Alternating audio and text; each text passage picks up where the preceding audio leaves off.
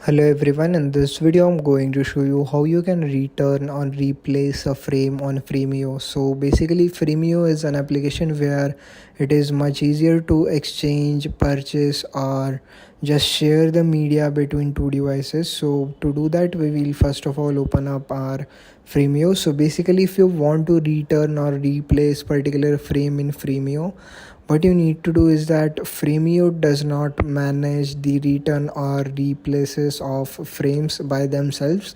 It just acts as an application which provides a platform to do all these things.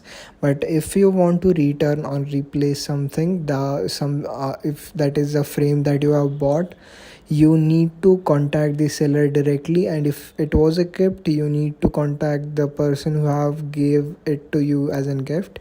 So basically once you did that you will be able to uh, return or replace that frame to the seller. I hope you found this video useful. Make sure to like, share and subscribe to my channel.